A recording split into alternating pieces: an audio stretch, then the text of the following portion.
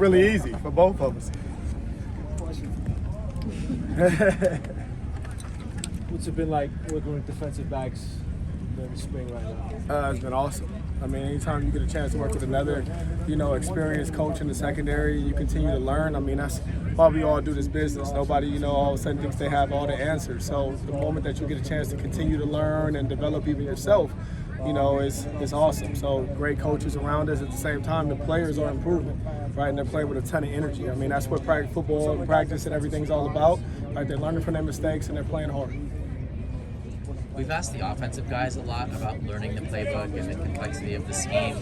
What's that process like on your side of the ball? To be honest, it's been really good. For the chance even, coming into spring ball, a little bit of time that we worked out to where we can all of a sudden get with our players a little bit. And, they digested the scheme. And, credit to the players because they actually watched film on their own and they did a lot of things on their own to, all of a sudden when spring football started, it wasn't like starting from square one. Like we didn't technically have like install one. We technically started and had, open to the whole playbook on defense, right? So that's awesome. That's credit to the, all of a sudden laying the groundwork out as far as the calendar coming from Coach Riley and, Coach Grinch making sure that everything was implemented. So the players, like I say, they digested the playbook pretty well. I've probably been asked about some of the guys that you brought in, like Latrell McCutcheon. What did you guys see from him that you want to bring him in? You know what? Coach Grinch has said this before about a previous player he coached. I mean, he's like a Swiss Army knife. So it's good, when you got a guy that you can line up at corner, you can line up at safety, you can line up at nickel.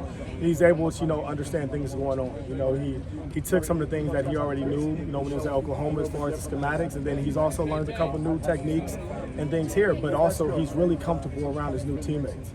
So, that's helping him play fast, that's helping him play physical, and, we greatly needed him, and he's out here performing. Same thing with Blackman. He's been awesome.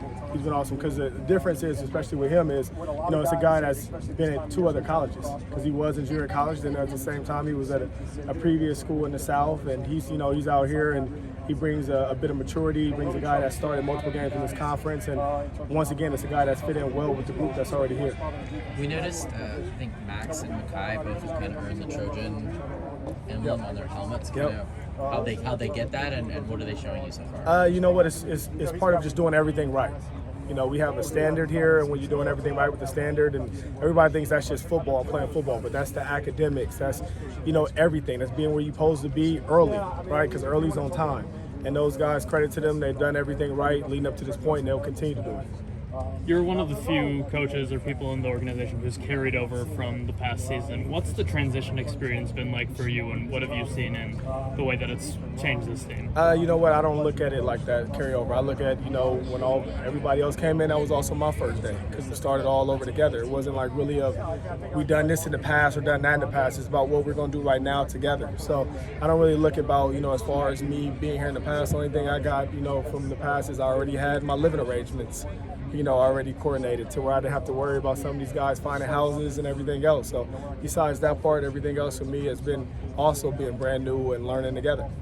As far as having had previous relationships with a lot of your players, who have you been able to see kind of taking steps forward quickly in these last few months? You know what? These guys, some of the younger guys, they deferred to maybe some of the guys that was here in the past. Just so we had guys that have been here for a while and play a lot of football.